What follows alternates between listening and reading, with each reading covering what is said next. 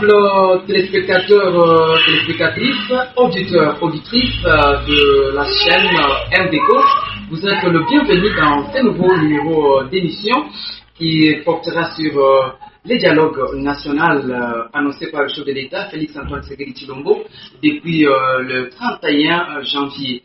Alors, nous en parlons à ce jour avec l'apôtre Blaise Bernard Tshibamboula de l'église de la Nouvelle Alliance dans le monde pour les saluts des âmes, Assemblée chrétienne Nouvelle Alliance des Kananga.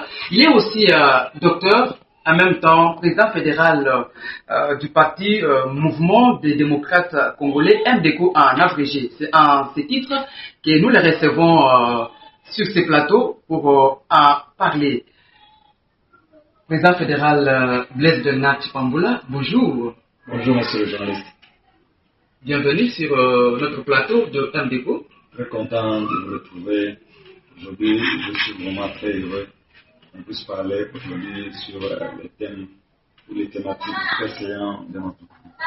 Voilà, c'est face aux défis sécuritaires qui existent à l'est du pays que nous abordons cette thématique du dialogue national annoncé par le président de la République depuis le 31 janvier. Président fédéral Blaise Bernard Tshibamboula, quelle est la position de MDECO, donc les mouvements des démocrates congolais, parti cher au patriarche Gabriel Moki? Merci beaucoup, monsieur le journaliste. La position de MDECO quant à cette situation très épineuse, je vais d'abord, de prime abord, vous signaler que l'histoire est têtue dans notre pays.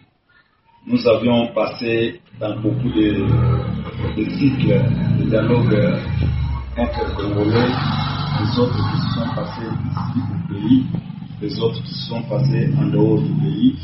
Mais dans l'histoire qui nous fait voir que tous ces dialogues n'ont jamais abouti à des solutions du bien-être du peuple congolais, mais ce sont des dialogues, je vais vous dire, des dialogues alimentaires, des dialogues qui ont les soucis de partage de pouvoir, des dialogues de brassage, des mixages, brassage, et qui n'arrivent pas à de meilleures résolutions pour le pays. Alors pour ce moment, donc vous voulez dire que le dialogue n'a toujours pas abouti à une solution? Non, jamais. Ça n'a jamais abouti à des solutions sereines. Étant donné que les dialogues sont, comme je l'ai dit, alimentaires. Alimentaires, ça veut dire que les gens vont se retrouver, les gens qui seront au protocole dans l'organisation du dialogue, on va sortir de l'argent et ils vont se retrouver, premièrement, par rapport à ce dialogue-là, les millions d'argent vont sortir, ce qui ne servirait à rien par rapport au pays, mais ça va servir dans les poches des personnes.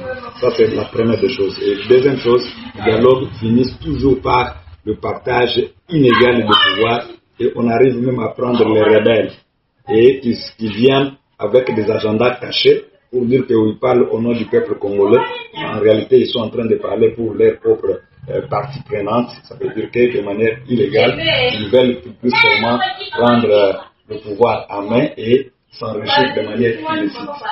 Et même quand les autres qui sont très faibles ou qui se sont beaucoup plus vus marginalisés dans ce pouvoir, ils voudront bien qu'ils puissent être intégrés dans le gouvernement et commencer et continuer avec le détournement ou se repositionner de manière financière et pourquoi pas sociale. Et vous allez trouver que ça ne va pas aboutir à des solutions comme les Congolais voudraient bien. Parce que nous avons vu des dialogues, comme je venais de le dire, qui sont les dialogues internes qui se sont passés à l'interne au Congo, et les dialogues qui sont passés à l'externe dans les autres pays, que je ne pourrais pas citer ici les noms, que le Congolais en sache mieux. Mais vous allez trouver que ce sont les brigands, les malfaiteurs, s'il faudrait le dire bien, ou alors les filtrés qui étaient sortis du pays et qui voudraient entrer dans le pays d'une manière fenêtrée. Ça veut dire qu'il n'y a pas à la fenêtre, et c'est la fenêtre pour moi, c'est le dialogue. Mais c'est pourquoi le MDECO, le président Gabriel Mokia, qui est en train d'implémenter une bonne vision, il trouve que le dialogue pour le moment c'est inopportun. Ça n'a pas d'importance capitale pour résoudre la situation sécuritaire de notre pays. Étant donné que c'est le président de la République qui était en train de refuser, s'il accepte aujourd'hui, moi je vais le dire que c'est sous pression. C'est sous pression des politiciens, sous pression des soi-disant opposants. Mais en réalité, d'ailleurs, même le président de la République, lorsqu'il a accepté, il a donné certaines conditions qui les autres, qui aujourd'hui, pourquoi alors s'il a accepté et il donne les conditions des fonds pour que ce dialogue soit tenu et que ces politiciens ou ces opposants qui sont en train de chercher à tout prix le dialogue, qui penseraient résoudre le problème sécuritaire au niveau de notre pays, mais alors que ce n'est pas vrai, parce qu'ils ne viennent pas avec des agendas clairs.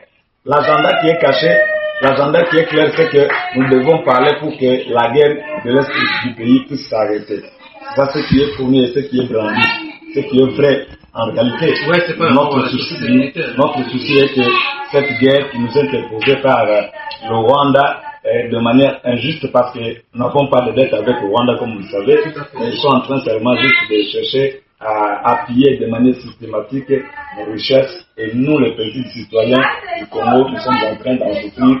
Nous ne sommes pas en train de bénéficier des avantages de notre pays.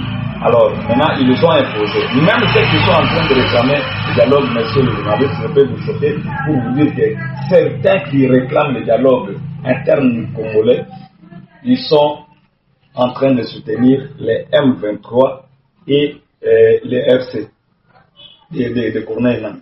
Ils sont là. Et même aujourd'hui, vous allez comprendre que l'analyse qui est fausse est qu'ils pensent ou ils font croire au peuple congolais que lorsqu'il y aura le dialogue qui est appelé inclusif, il faudrait que les gens comme le Corneille Nangaa, comme Kabila, qui ont créé déjà le pays dans le passé, qu'ils puissent être intégrés dans ce dialogue-là pour que ce soit appelé un dialogue inclusif. Alors que vous, comme vous le savez, dans tous les médias, même le Kabila, il sait qu'il n'a jamais été congolais. Il a été plébiscité congolais par, je ne sais pas, politique pour qu'il puisse faire ce qu'il a eu à faire. Et c'était un marionnette des Occidentaux pour qu'il puisse arriver à se repositionner au pays. Il a dirigé pendant 18 ans. Aucune fait qui a été manifeste. Ceux qui étaient avec Kabila l'ont prouvé que même ce qu'on a dit qu'il était pacifique, il n'a jamais été pacificateur de la paix au Congo, mais il a été utilisé à bon escient pourvu qu'il puisse arrêter cette guerre qui était à l'Est au prix de donner à Kagame et ses corollaires cette partie du Congo, du Congo pour que ce soit exploité de manière illégale. Ils étaient en train de bénéficier les minéraux, les cobalt, l'uranium, l'or et les autres minéraux qui sont en train de faire la beauté de Kigali et les autres pays occidentaux qui sont en train de soutenir Kigali. Donc, ce dialogue-là, qui est en train d'être aujourd'hui programmé, c'est un dialogue qui est inopportun parce que nous devons fédérer d'abord derrière le président de la République qui est en train de beaucoup plus faire sa propagande ailleurs, la diplomatie qui est agissante, pourvu que nous puissions arriver à donner la paix. Mais beaucoup plus, les MDCO, pour sa part, ils sentent que pour que la paix entre au niveau de l'Est du pays, trois choses sont très importantes. La première des choses, c'est que la logistique militaire soit renforcée. La logistique militaire, c'est comme ça que le président Gabriel Moka a dit qu'il faudrait que nous puissions montrer les biceps. Les biceps dont il est question, ce n'est pas que nous devons devenir les très forts physiquement, les très forts comme si nous étions les catcheurs, les karatékas et autres. Mais nous devons montrer nos biceps en donnant une très bonne logistique à nos voyants militaires qui sont en train de combattre au niveau au fait fond. Qu'ils aient la logistique, ça veut dire qu'ils aient des meilleures armes, qu'ils aient des meilleurs moyens de se défendre, qu'ils aient des drones, qu'ils aient un bon équipement militaire qu'il faut et qu'ils soient aussi bien payés.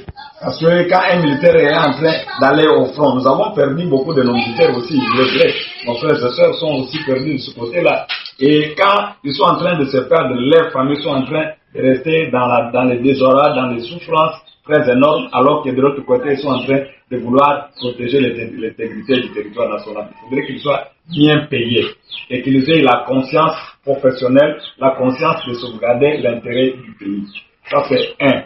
Ça c'est aux moyens militaires. Et deuxième chose, par rapport aux moyens militaires, que les non-militaires soient aussi bien formés. Ça veut dire que ceux qui sont en formation aujourd'hui, qu'ils soient bien formés et que nous puissions avoir des personnes conscientes pour défendre l'intégrité du territoire national.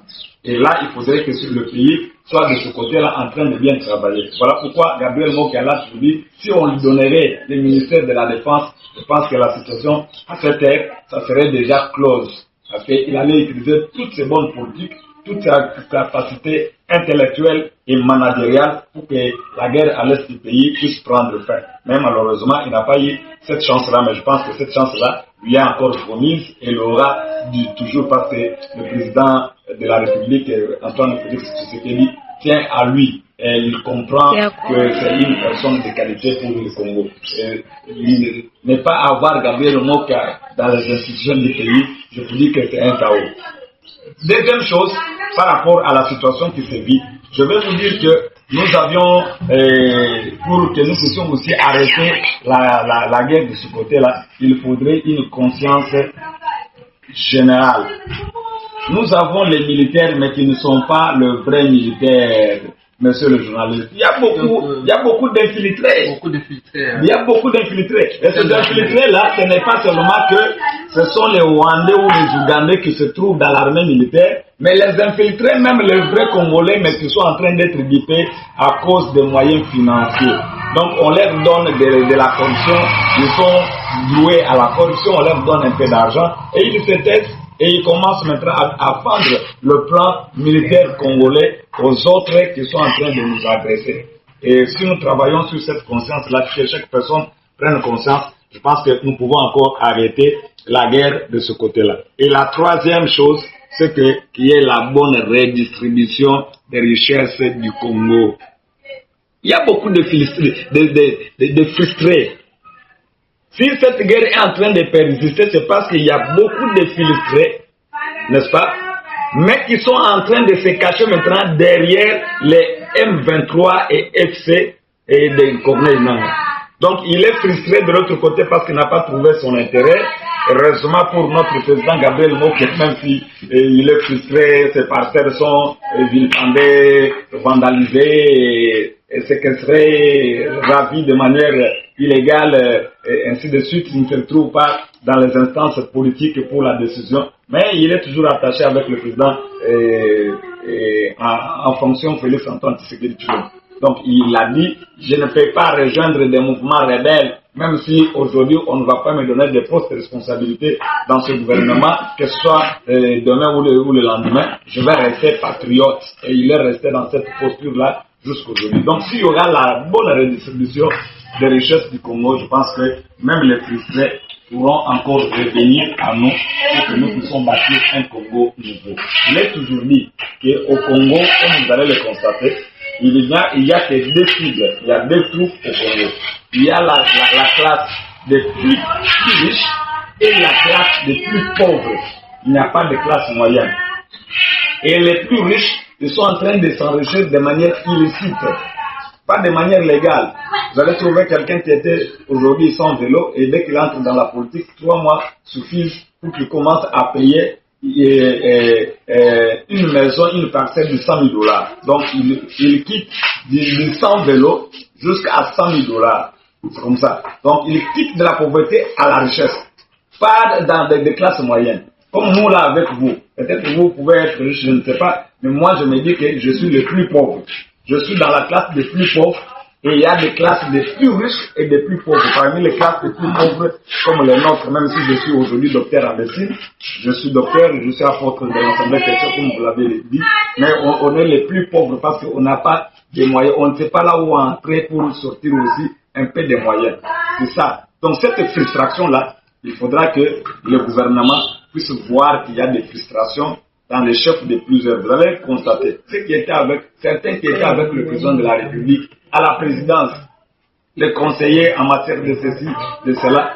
Mais quand on les a enlevés, je ne sais pas de manière légale ou illégale, mais je sais que c'est de manière légale, parce que le président de la République, c'est un homme de droit, et il aime bien l'état de droit. Donc, quand on les a enlevés, ils se sont retrouvés avec Corneille Nangaa. Les autres sont partis même dans l'exil sans qu'ils soient exilés par les pays lui-même. Donc, ils sont partis là de manière frustrée pour aller faire du n'importe quoi. Donc, la position d'Yendeko par rapport au dialogue intercongolais, il est aujourd'hui inopportun.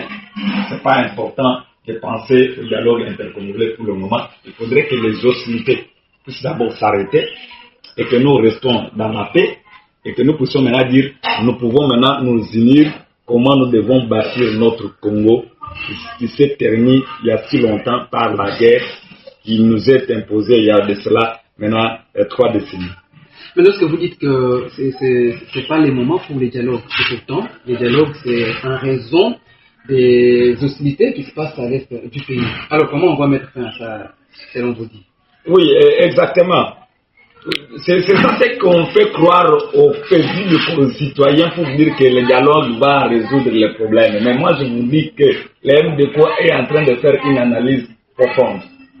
Parce que même les autres disent qu'il faudrait que nous puissions être dans les dialogues intercongolais pour résoudre les problèmes ou les causes profondes. Mais les causes profondes au Congo, je peux vous déstabiliser pour vous dire qu'il y a même certaines personnes qui se trouvent dans ce gouvernement, ministres, députés, sénateurs, mais qui sont les parrains politiques, qui sont ceux qui sont censés soutenir à bras ouverts et à grande échelle Corneille Nangaa et même le Paul Kagame. Paul Kagame a le frère congolais ici qu'il utilise, le Congolais de faible intelligence qu'il est en train d'utiliser, qui sont là dans le gouvernement. Et c'est comme ça que vous allez trouver qu'ils sont en train d'étouffer. Vous allez comprendre pourquoi lorsqu'on était en train déjà d'attaquer à grande échelle Kigali et avec ces militaires, il y a certains de ceux qui sont dans le pouvoir qui étaient en train d'interdire l'avancée des militaires pour qu'ils puissent traquer les ennemis jusqu'au dernier retranchement. Alors, révérend apôtre Fabrice Bernard Chipambula, docteur, président fédéral de MDCO, quel genre de personnes voulez-vous qu'elles prennent part aux dialogues nationaux?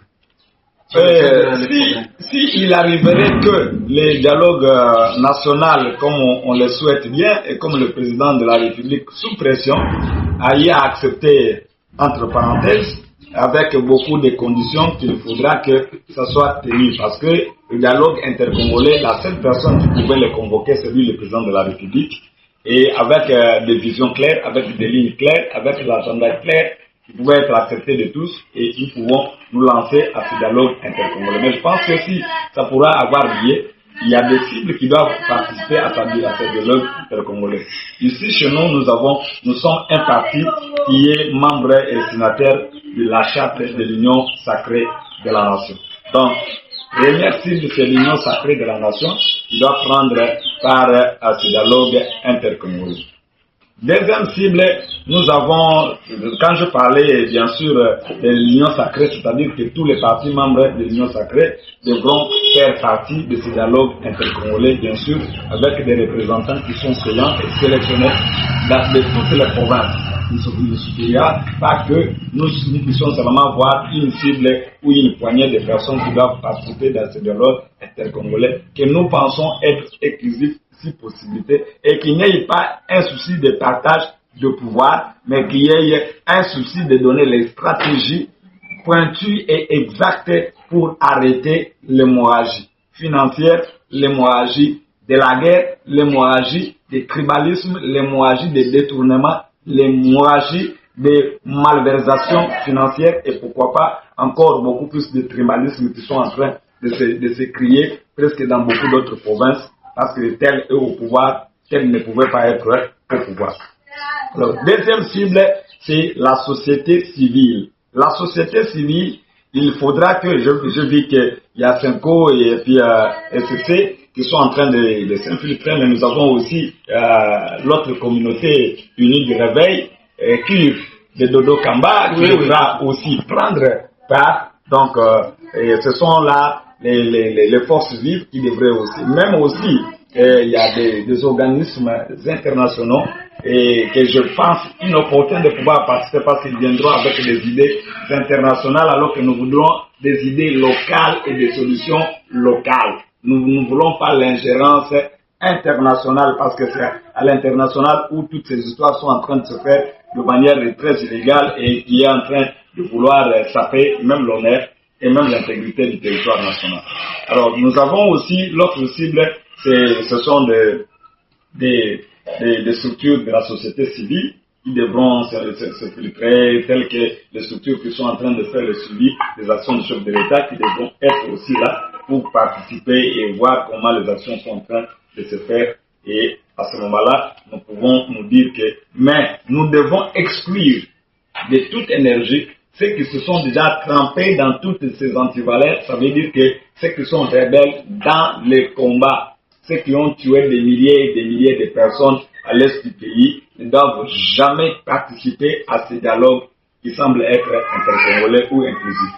Mais les dialogues mettent tout le monde sur une même table. Pourquoi pas c'est pour résoudre les cas qui persistent dans les pays. Tout comme pour Nanga, Kabila et les autres peuvent participer au dialogue. Merci le journaliste. C'est comme qui dirait, vous blessez la personne et puis vous lui demandez de regarder le sang qui est en train de couler. C'est ça ce que vous voulez dire. Donc vous me blessez, mais après, moi je sens la douleur, mais je ne sens pas je ne vois pas le sang qui coule. Mais toi qui m'as blessé, tu me dis, monsieur, est-ce que tu regardes le sang est en train de couler et tu vas mourir à cause de l'hémorragie. Alors cette hémorragie-là, c'est toi qui l'as provoquée. Je ne serais pas d'accord avec toi comme si tu y es en train de me montrer une très bonne chose. C'est ça ce que vous voulez dire. Donc Corneille Nangaa, Kabila sont ceux qui sont en train de tuer les Congolais à grande échelle. Sont ceux qui sont en train de mettre de bruit et de troubles, pas seulement à l'est, même à Bondo, ils ont même les souches un peu partout là au Congo. Mais nous sommes en train de défier, les réseaux est en train d'être connus et martelés chaque jour ici. Ce ne sont pas des personnes qui peuvent venir, ils viendront avec quelle leçon morale. Corneille Nangaa qui était le président de la CENI, avec beaucoup de millions et tout, il a trahi le pays. Le Kabila qui a dirigé les paisibles citoyens, les gens qu'il a dirigé pendant 18 ans. Et il est en train d'influencer pour que les sangs des paisibles citoyens en train de partir et en train de couler. Et quelles leçons morales ils viendront nous dire dans les dialogues? Parce que ce sont les frustrés, comme je venais de vous dire. Le président fédéral, est-ce que l'opposition aussi a droit de prendre part?